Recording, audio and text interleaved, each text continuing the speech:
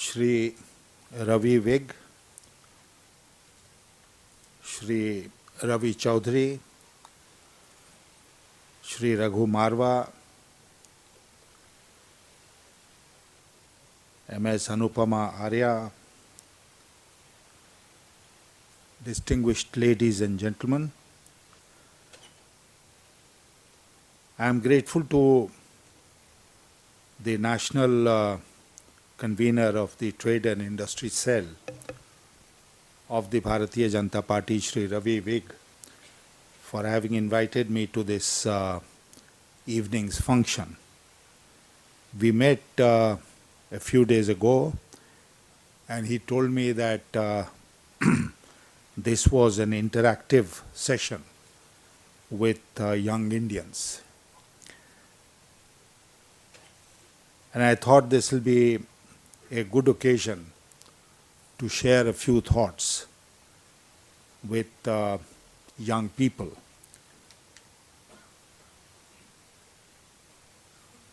We have just heard Mr. Ravi Chaudhary.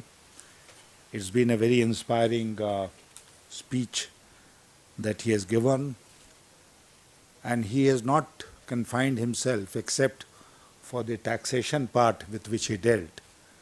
He has not confined himself with immediate issues, but has seen the problem in the long term and in its overall national perspective, and told us what needs to be done if we want to have a healthy, educated, prosperous and happy society.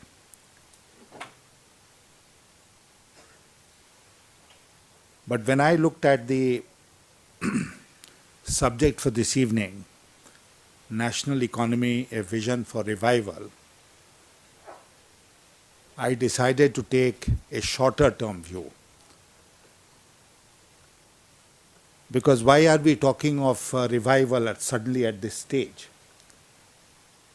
We are talking of revival because of the reasons which have been explained by earlier speakers. Because we are not growing as fast as we wish to grow, and the general feeling about the economy is that we are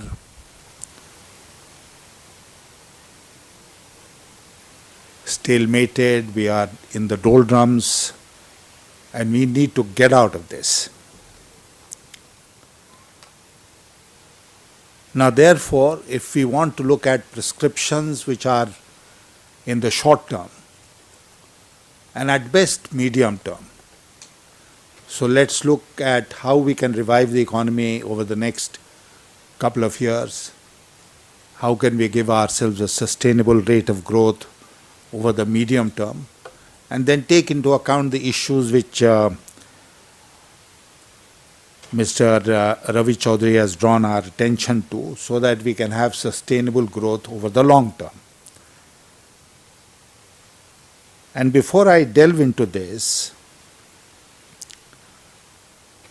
I'd like to point out to you that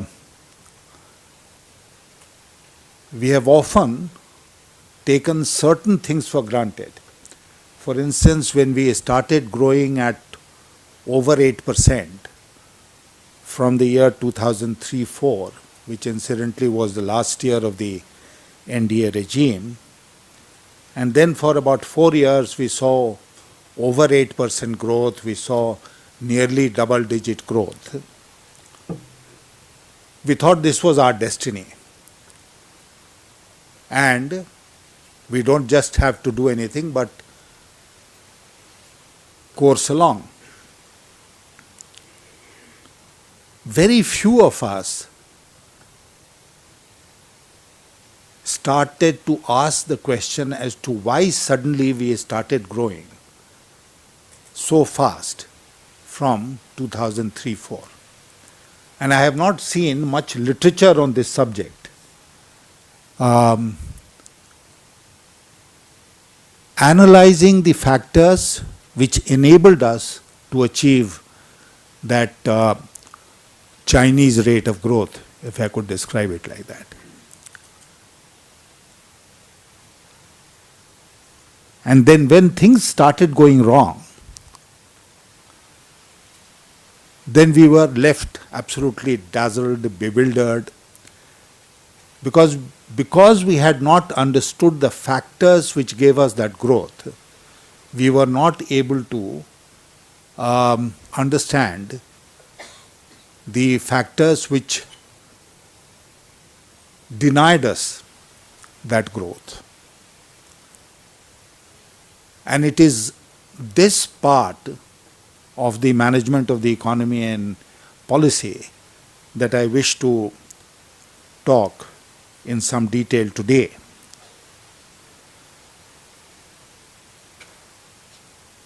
As far as the foreigner is concerned,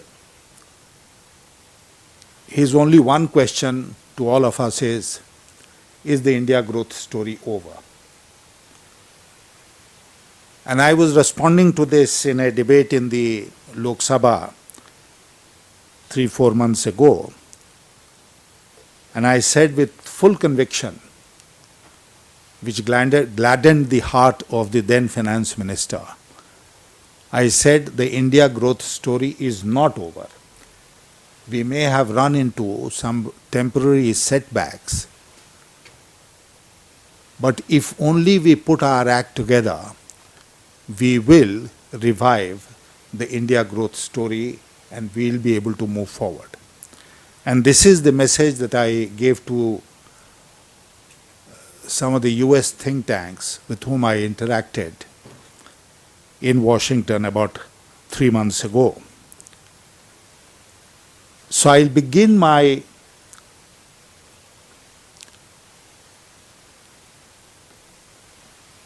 point today by saying that I am not a pessimist. Despite all the prevailing corruption, despite the slowdown, despite the policy paralysis, despite all that we are witnessing today, I am not a pessimist as far as the future of India is concerned. I continue to be a very robust optimist because I know and I have experienced personally the energy that we all have, the decisiveness which we all have, and the drive that we all have whenever we are called upon to contribute our might to the growth story. And I have no doubt that when we are inspired in that manner, then all of us will start making our contribution, will shed our disappointments, our frustrations, and take this country forward.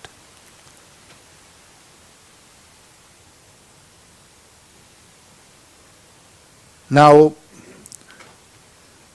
we have celebrated the 2 decades of economic reforms last year, 2011. And we are in the 21st year of economic reforms. And therefore, it's a greater tragedy that at 21, a person is most vigorous, most enterprising, most active, and we seem to have slowed down at the age of 21. But as I said, this is temporary. Now let me take you back to why we started growing at over 8% in or from 2003-4. And this was not sudden.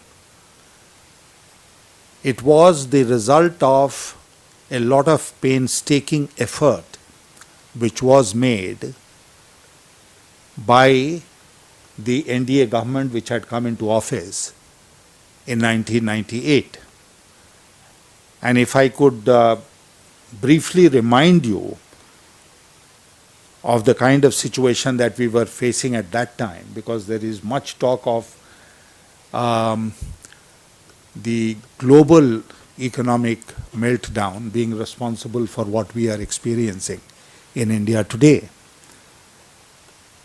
There was the East Asian crisis, which started sometime in 1997 and it was in full bloom in 1998.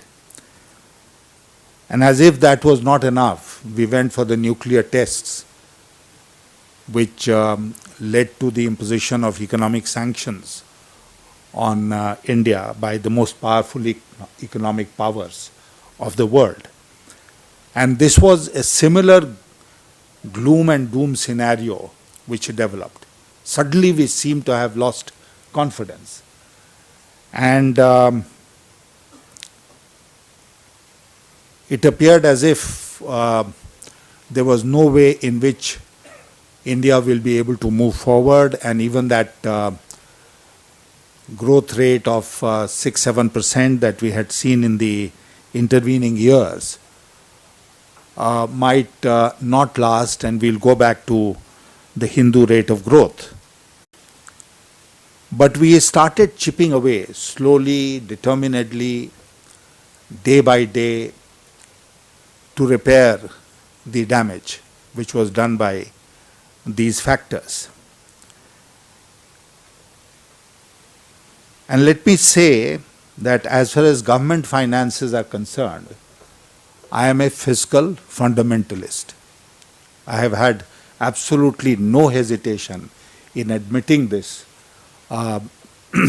in my career, that yes, I am a fiscal fundamentalist, because I believe strongly that governments, like households, like families, must learn to live within their means. If they don't, then, like the Nababs of the old, they will leave their families in penury, in poverty, in deprivation, while they would have had a good time. But apart from the social factor, my point is that when you run high deficits in the government, it leads to an economic indiscipline down the line. And the quality of expenditure then suffers. We worked hard to devise, to prepare the Fiscal Responsibility and Budget Management Act. And that laid down a roadmap of where we should be 5 years from, let's say, 2002-03. And we were coasting along beautifully until we suddenly said goodbye to the FRBM Act, threw it out of the window, and started to take the liberties which we had taken in earlier years with the fisc.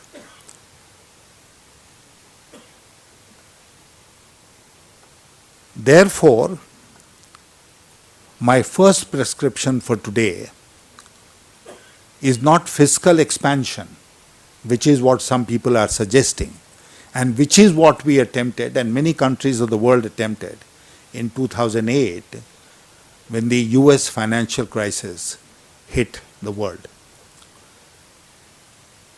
For one thing, we don't have the fiscal space. Like many countries in the world, India does not have a fiscal space. Didn't somebody point out here that we are already, as far as central government's deficit is concerned, we are at around 6%. And the present finance minister, when he was finance minister in his previous incarnation, used his brilliant mind to do what no finance minister had dared to do before him, of putting the deficit, as he said, below the line in the budget. Now, below the line meant what?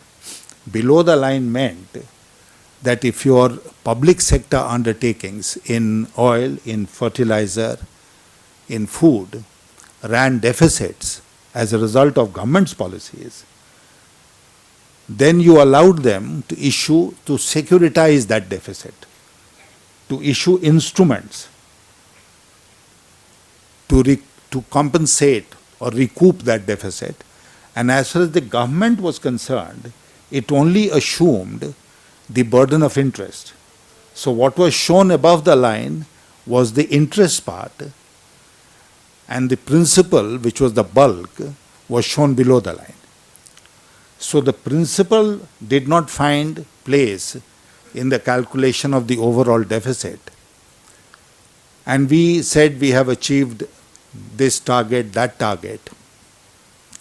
All that has come home to roost now.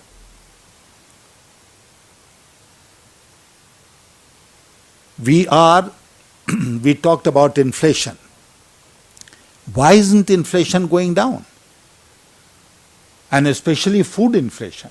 I mean, we are all aware of the fact that in recent years, our agricultural production has touched record highs. We are producing in excess of 250 million tons of food grains. But food inflation is stubbornly refusing to go down. Even now it is double digit. And despite all the monetary policy measures that the central bank has taken, food inflation is refusing to moderate. WPI inflation also is in a zone which is a matter of no comfort.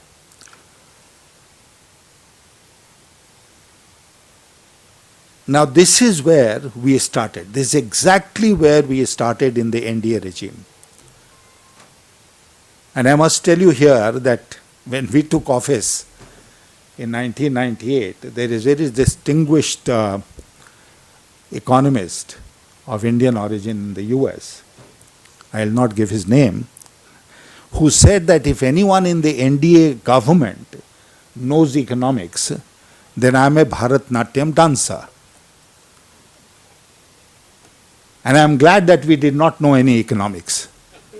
We had economists and advisors, but nobody in the government could claim that we were all highly distinguished, world-known economists.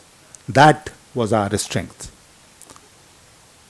Because under Mr. Vajpayee's leadership, we brought a level head to tackle the problems of the people. And we understood economics as a common man will understand economics. And Mr. Vig, you will remember what the interest rates were in 1998 and before that. So what is it that we tried to do? First thing that we tried to do was to break this vicious cycle of high inflation and high interest rate. This is the problem today also. Because of the high inflation, the RBI has gone ahead and tightened money policy. They increased rates 13 times in 18 months. Then they brought it down by 50 basis points a few months ago. And now they are watching the situation. And the feeling is that they are not going to reduce the rates anytime soon because inflation is not getting moderated. If inflation does not get moderated, there is no way interest rates can be reduced. And if interest rates are not reduced, then it will be a disincentive for investment. Because nobody would like to borrow. As it is, the cost of doing business in India is very high because of the poor infrastructure that we have and all the rules and regulations that one has to go through. But The cost of money is a major cost of business. I don't have to tell you that. And if that goes up, then profitability of business will decline. And when profitability of business declines, then it will be a huge disincentive for fresh investment.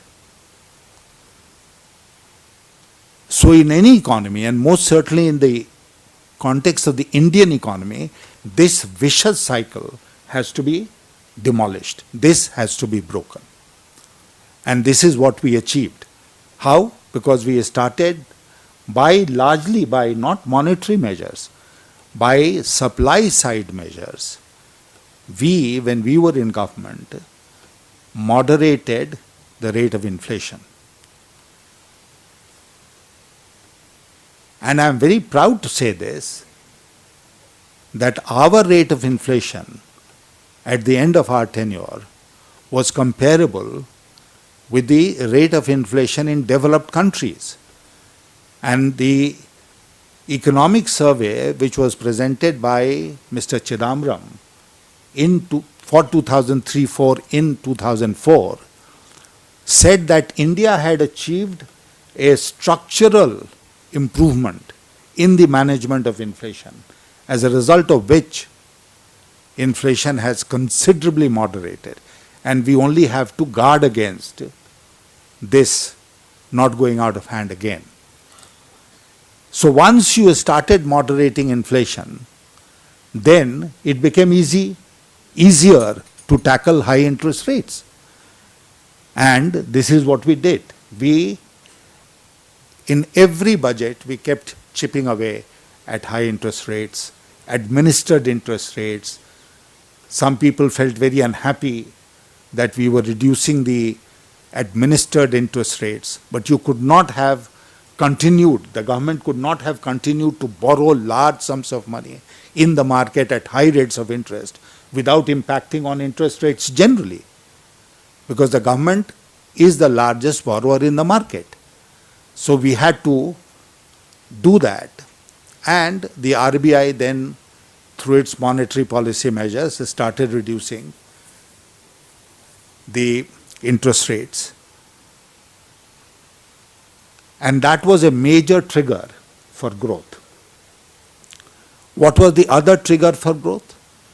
The other trigger for growth was a massive emphasis on two sectors. One was housing and the other was infrastructure, physical infrastructure. Now the housing story also has not been much written about. You will remember that a time came when representatives of financial institutions used to go to the doorstep of young people and say, please buy an apartment, please build a house. And we took two other steps. One was increase the exemption for interest payment under income tax. And I remember I reduced or increased it from 15,000 rupees per year to 150,000 rupees per year over a period of 3 years. Which meant that if you borrowed something like 10-12 lakhs for a house in those days, you had no interest burden. That was a major incentive for housing, along with the availability of liquidity in the market. And then we took a number of other steps, including creation of a secondary mortgage market for housing, where they could trade the papers and recoup their money so that they could advance money to new buyers. Now, housing is a sector in any economy, and certainly in an economy like India, which creates its own multiplier effect. And that multiplier effect was created. Infrastructure. Why did we start building roads? Not only the national highways, even rural roads. You know, that cess that I imposed on petrol and diesel was spent on national highways, was spent on Pradhan Mantri Gram Sadak Yojana, and part of it was given to the state governments to improve the condition of state highways and build new state highways. We made part of the money available to the railways to construct railway over bridges. Now, when you construct roads at a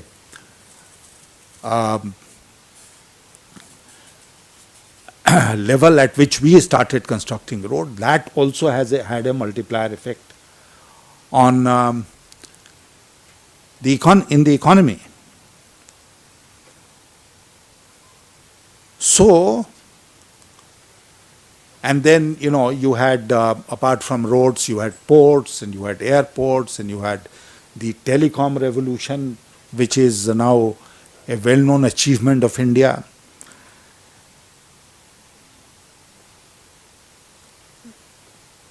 This is what led to creation of investment demand in the economy. We did not depend on merely putting money in the pockets of individual person so that he can go to the market and spend, as this government has done. We said, let money go to the pockets of people through work, which they will then invest, and it will create a benign atmosphere in which production will keep pace with demand. If you increase only revenue expenditure by putting money in the pockets of people, it will create demand without the supply side keeping being in line with demand, which naturally will have an impact on inflation. And the third thing was this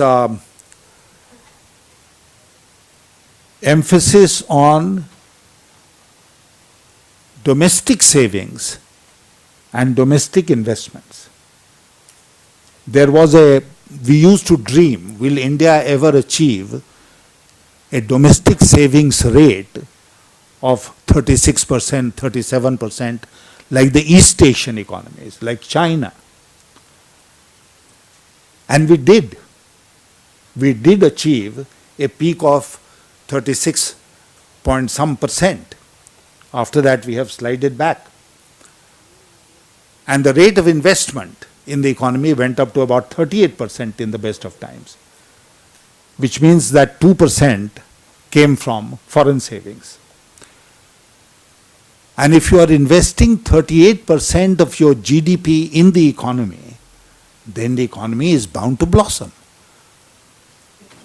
So, the emphasis on the savings and investment cycle, which again stands vastly reduced. We are down to about 29%. Now, Mr. Chaudhary referred to foreign direct investment. Yes, foreign direct investment has always been the icing on the cake as far as we are concerned. It's never been the main driver in the economy. It might have been main driver in certain sectors here and there or in individual industries, but as far as the economy as a whole is concerned, it is only an icing on the cake.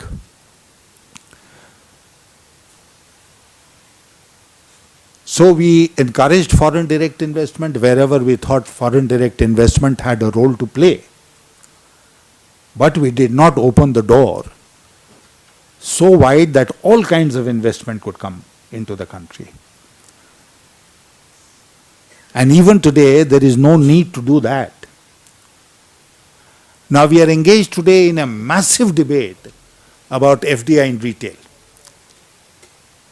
And I always tell my foreign friends, don't judge India on a single issue. Today, because of this debate, India is being judged on this single issue. Will India permit FDI in retail or not? If you permit FDI in retail, you are a very progressive country. You welcome FDI, and if you don't permit, then you are regressive and you don't welcome FDI. Let's reject it ab initio. We will not accept this kind of definition of our attitude towards foreign direct investment.